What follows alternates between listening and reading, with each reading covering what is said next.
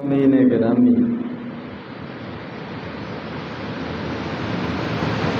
یہ زندگی جو اللہ تبارک و تعالیٰ نے ہمیں دی ہے اور ہم اس دنیا کے اندر گزار رہے ہیں، یہ بہت قیمتی زندگی ہے۔ اس کا ایک ایک سال، ایک ایک مہینہ، ایک ایک ہفتہ اور ایک ایک دن، بلکہ ایک ایک گھنٹہ، ایک ایک منٹ، ایک ایک سیکنڈ، یہ بڑا قیمتی ہے۔ اور ہر لمحے، ہر سیکنڈ، ہر منٹ، ہر وقت انسان یا جنت کے قریب ہو رہا ہے یا جنت سے دور ہو رہا ہے، کیونکہ انسان اس زندگی کے اندر وہ عمل کے لیے بھیجا گیا۔ الذی خلق الموت والحیات لیبلوکم ایکم احسن عملا۔ اللہ تبارک و تعالیٰ نے یہ زندگی اور موت کا سلسلہ شروع کیا۔ لوگ دنیا میں آتے ہیں، ان کو زندگی ملتی ہے، اس کے بعد اس دنیا سے چلے جاتے ہیں۔ تو فرمایا یہ سلسلہ اس لیے ہے لیبلوکم، تاکہ تمہیں آزمائے، تمہارا امتحان لے، دیکھے ایکم احسن عملا، کہ کون اس زندگی کا مقصد سمجھ کر اس زندگی سے فائدہ اٹھاتے ہوئے اچھے عمل کرتا ہے، اور کون اس زندگی کو ضائع کرتا ہے، رائے گاہ گزارتا ہے، فضول بیکار کاموں میں گزارتا ہے، فسق و فجور میں گزارتا ہے، اللہ کی نافرمانیوں میں گزارتا ہے، شیطان کی پیروی میں گزارتا ہے، اپنے نفس اور اپنی خواہشات کی تابع داری میں گزارتا ہے۔ یہ دیکھنے کے لیے اللہ تبارک و تعالیٰ نے انسان کو اس دنیا میں بھیجا ہے، یہ زندگی عطا اس کو کی ہے۔ تو ہم میں سے ہر ایک کو جو زندگی ملی ہے، اور اللہ تبارک و تعالیٰ ہی بہتر جانتے ہیں کہ کس کو کتنی زندگی ملی ہے، جتنی بھی زندگی ملی ہے وہ ساری کی ساری امتحان ہے، اور یہ بڑی قیمتی زندگی ہے، یہ بار بار نہیں ملے، یہ ایک دفعہ ملنی ہے، اور اسی پر فیصلہ ہونا ہے کہ انسان دنیا کے اندر کیا کر کے آیا ہے۔ تو اس لیے اس زندگی کو، اس کی اہمیت کو وہ نہ سمجھنا اور غفلت میں پڑے رہنا، ادھر ادھر زندگی کو ضائع کر دینا، یہ بہت بڑے نقصان اور گھاٹے کا سبب ہے۔ اللہ تبارک و تعالیٰ نے فرمایا والعصر ان الانسان لفی خسر، عصر کی قسم، وقت کی قسم، زمانے کی قسم، انسان خسارے میں ہے۔ جن لوگوں کی اکثریت وہ اس زندگی کو، اس وقت کو، اس عمر کو وہ ضائع کر رہی الا الذین آمنوا وہ لوگ اس خسارے سے، اس گھاٹے اور نقصان سے بچیں گے جو اس زندگی کو با مقصد گزاریں گے، اپنی اس دنیا میں آنے کے مقصد کو سمجھیں گے، اس کے مطابق چلیں گے۔ اللہ پر ایمان، رسولوں پر ایمان، اللہ کی کتابوں پر ایمان، قیامت کے دن پر ایمان، اللہ کے فرشتوں پر ایمان، اللہ کی تقدیر اور فیصلوں پر ایمان۔ الا الذین آمنوا، جو ایمان کے یہ تقاضے پورے کریں، وعملوا الصالحات، اور پھر اپنے دن رات کے معمول میں، دن رات کی سرگرمیوں میں، دن رات کی مصروفیات میں نیک کاموں کا خیال رکھیں گے اور برے کاموں سے بچیں گے۔ وَتَوَاصَوْا بِالْحَقِّ وَتَوَاصَوْا بِالصَّبْرِ، اور ایک دوسرے کو سمجھائیں گے بھی، نصیحت بھی کریں گے، اور ایک دوسرے کو صبر کی، استقامت کی، حوصلے اور برداشت کی نصیحت بھی کریں گے۔ یعنی دوسروں کو بھی ساتھ لے کر چلیں گے، اپنے بھائیوں کو، دوست احباب کو، اپنے رشتہ داروں کو، جس ماحول میں رہتے ہیں اس ماحول کو ساتھ لے کر چلیں گے، اور ایمان کے راستے پر چلیں، اور کامیابی کے راستے پر چلیں، اور نیکی کے راستے پر چلیں۔ ایک دوسرے کو یہ وہ نصیحت کریں گے، اور جو کوئی پیچھے ہٹنے کی کوشش کرے گا، گھبراہٹ کا اظہار کرے گا، پریشانی کا اظہار کرے گا، اس راستے کو مشکل سمجھے گا، اس کو خواہشات کو چھوڑنا وہ مشکل لگے گا، تو اس کو تسلی دیں گے، حوصلہ دیں گے کہ یہ زندگی مختصر ہے، عارضی ہے، دائمی نہیں ہے، تھوڑے وقت کے لیے ہم آئے ہیں، اپنے آپ کو تھوڑا سا سمجھا لیں، تھوڑا سا اپنے آپ پر کنٹرول کر لیں، اپنی خواہشات کو دبا لیں، دنیا کی رنگینیوں کے پیچھے نہ پڑیں، دنیا کے فتنوں سے اپنے دامن کو بچا لیں، تھوڑا سا صبر، حوصلہ، برداشت یہ اپنے اندر پیدا کریں،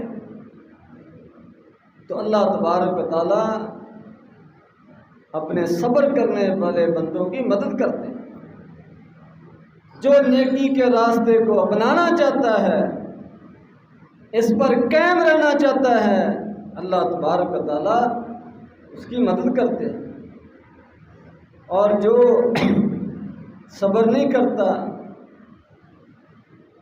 حوصلہ نہیں دکھاتا، برداشت اس میں نہیں ہے اور پیچھے ہٹ جاتا ہے، تو اللہ تبارک و تعالیٰ بھی اس کی رسی ڈھیلی چھوڑ دیتے ہیں۔ نولیہ ما تولی، جدھر وہ جانا چاہتا ہے اللہ تبارک و تعالیٰ اس کو کھلی چھٹی دے دیتے ہیں کہ تمہاری مرضی، جون سا عقیدہ اپنانا چاہو، جون سا عمل کرنا چاہو، جس غلط راستے پر جانا چاہو، تمہیں کوئی پابندی نہیں، کھلی چھٹی ہے، اس کی رسی ڈھیلی چھوڑ دی جاتی ہے۔ لیکن بتا دیا کہ اس کا انجام وہ تباہی ہے، اس کا انجام آگ کا گڑھا ہے، جہنم کی سختیاں ہیں، اللہ کی ناراضگی ہے، یہ بتا دیا اور اختیار دے دیا، دونوں راستے بتا دیے اور دونوں کا نتیجہ بھی بتا دیا۔ اور اختیار بھی دے دیا اور ساتھ یہ تسلی بھی دے دی کہ جو خیر کے راستے پر آنا چاہے گا ہم اس کی مدد کریں گے۔ ایک قدم آئے گا ہم اس کو 10 قدم چلائیں گے، چل کر آئے گا ہم اس کی طرف دوڑ کر آئیں گے۔ اور یہ بھی بتا دیا جو اپنی خواہشات کے پیچھے چلنا چاہتا ہے، اپنی من مرضی کی زندگی گزارنا چاہتا ہے، اس زندگی کو وہ عیش و عشرت کا ذریعہ سمجھنا چاہتا ہے، اس زندگی کو کھیل تماشا بنانا چاہتا ہے، اس زندگی کی قیمت کو نہیں سمجھتا، غفلت میں پڑا ہوا ہے، شیطان کے چکر میں آ گیا ہے، تو پھر ہم بھی اس کو بلا دیتے ہیں۔ تو یہ اللہ تبارک و تعالیٰ نے ہر ایک کو جو فرصت دی ہے، جو وقت دیا ہے، اس کا ایک ایک لمحہ نہایت قیمتی ہے، ایک ایک لمحہ نوٹ ہو رہا ہے، لکھا جا رہا ہے، کہیں اجر لکھا جا رہا ہے، کہیں گناہ لکھا جا رہا ہے۔ اس لیے بڑے محتاط انداز میں ایک ایک قدم سوچ سمجھ کر اٹھانے کی ضرورت ہے، زندگی میں فیصلہ کرنے کی ضرورت ہے۔ نبی کریم صلی اللہ علیہ وسلم نے فرمایا، بخاری شریف کی تھی، کن فی الدنیا کأنک غریب او عابر سبیل، کہ دنیا میں ایسے رہو، اپنے آپ کو دنیا میں ایسے سمجھو کہ جیسے کہ تم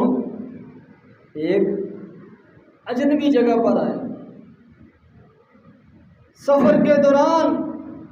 تھوڑی دیر کے لیے کہیں تم رکے ہو، کسی آرام گاہ میں ٹھہرے ہو،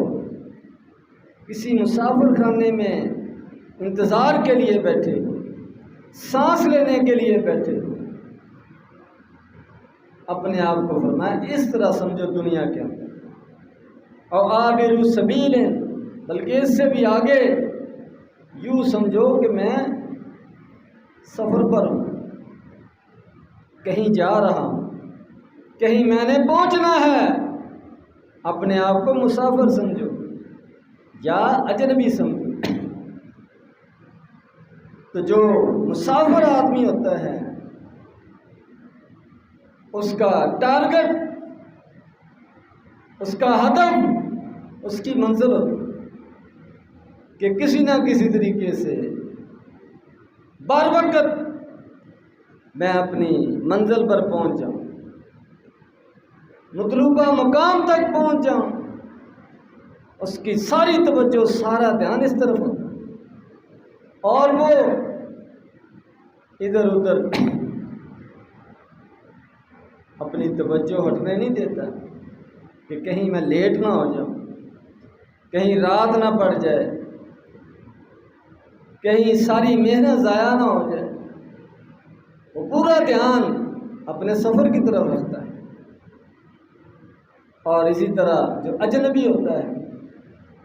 کہ سفر تھوڑی دیر کے لیے اس نے روکا ہوا ہے، سفر کر رہا تھا لیکن درمیان میں تھوڑی دیر کے لیے ٹھہر گیا، آرام کے لیے، کھانا کھانے کے لیے، کسی دوسری ضرورت کے لیے وہ کہیں ٹھہر گیا، مسافر خانے میں، سرائے میں، کسی درخت کے سائے میں، تو وہاں پر جب وہ ٹھہرتا ہے تو وہاں دل لگا کر نہیں بیٹھ جاتا، تو وہاں پر وہ تعمیرات نہیں شروع کر دیتا، اس کو پتہ ہے کہ میں نے یہاں آدھا گھنٹہ پونا گھنٹہ رہنا، سایہ مل جائے ٹھیک، ورنہ ویسے ہی تھوڑی دیر کے لیے وہ روک کر اپنا کام کر کے چلا جاتا ہے۔ تو وہاں پر وہ لمبے چوڑے پروگرام نہیں بناتا، مسافر کی بات ہو رہی، تو فرمایا دنیا کے اندر اپنے آپ کو اسی طرح سمجھو گے تو منزل پر پہنچ جاؤ، کچھ حاصل کر لو گے، زندگی تمہاری ضائع نہیں ہوگی،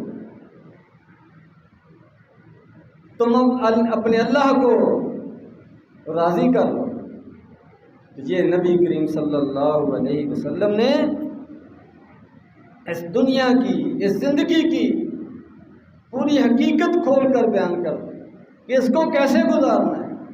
فرمایا مسافر کی طرح گزارنا ہے،